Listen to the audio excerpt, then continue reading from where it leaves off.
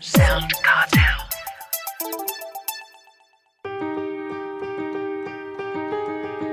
From SoundCartel, I'm Nicole Goodman, and this is Business Essentials Daily.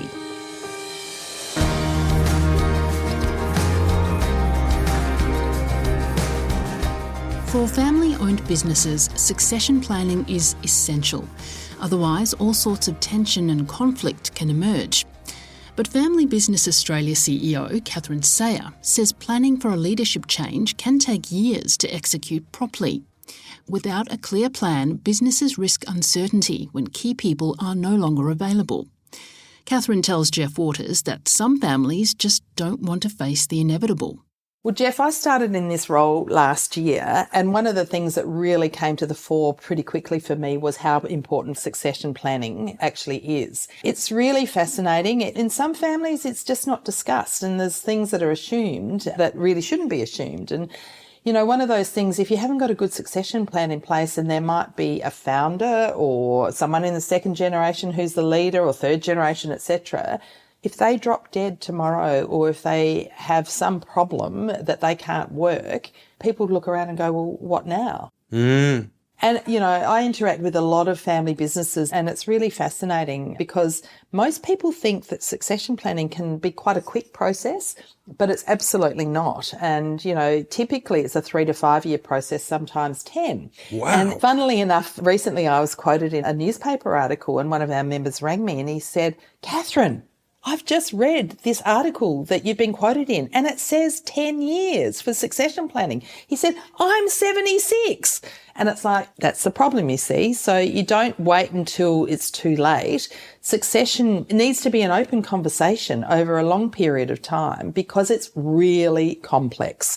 You know, there's all sorts of steps around succession, but having a succession plan and communicating it is so critical. You've got to go through the steps. And I can't tell you how important communication is. And, you know, there's a whole lot of people's perceptions about what they want and what they're entitled to, etc.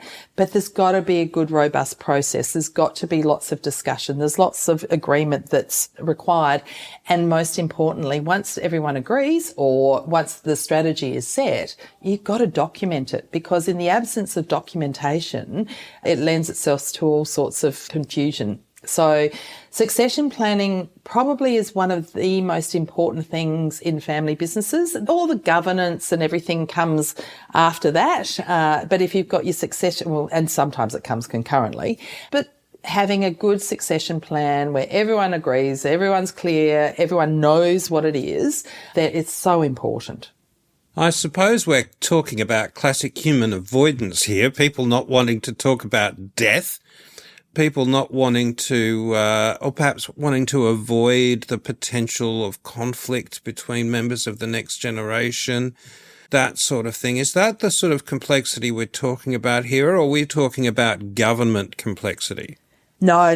This is very much an internal thing around succession. You know, not everybody gets on in their family. If you think about your own family, not everyone loves each other. So if you add the additional complexity of multi-generations working in a business or even the one generation, how they interact as people within the business as opposed to family members outside of the business, it's full of complexity, much more so than, you know, a business without family members. And, you know, there's a lot of protection that a lot of family members have for particular family members as well. And some have very good and clear plans and they go through processes in terms of even employing family members. So they're not an automatic right into the business, but some do it differently. So there is no one size fits all. It is particularly complex. It needs time. It needs time for good communication.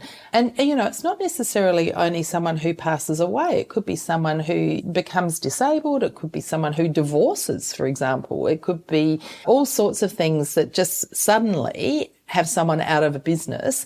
And without a plan, it makes it, in a time often of quite high stress, it makes it even more complicated and difficult. Can't I avoid all of this potential family conflict and bringing up all of those ghosts and skeletons in closets? Can't I just leave something in my will?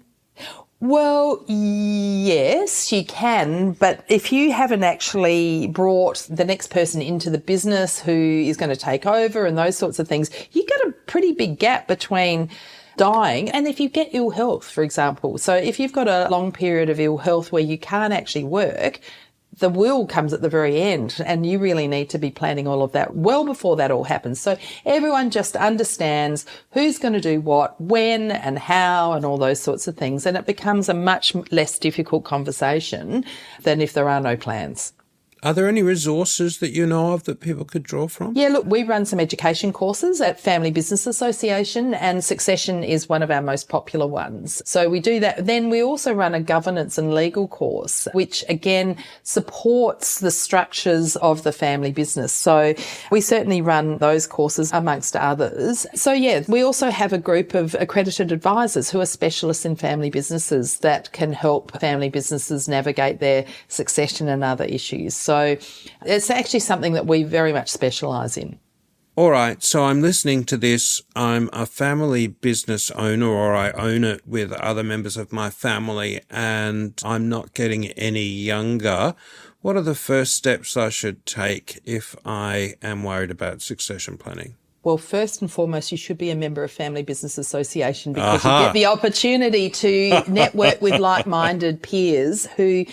We hold a lot of events, and we have a national conference. We have what's called a forum group program where family businesses, a group of, around 10 businesses, 10 business people get together, independently facilitated, and they get to talk to like-minded peers about their issues to then navigate their way through them. So without being shamelessly self-promoting, we have a great network that can really assist people who just don't know what to do and where to turn.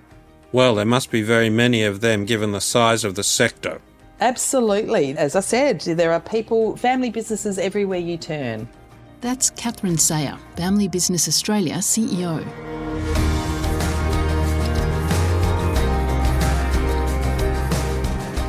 This episode of Business Essentials Daily is produced by the team at SoundCartel.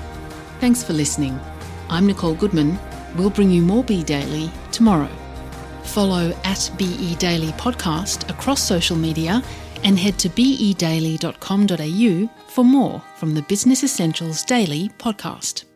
SoundCartel.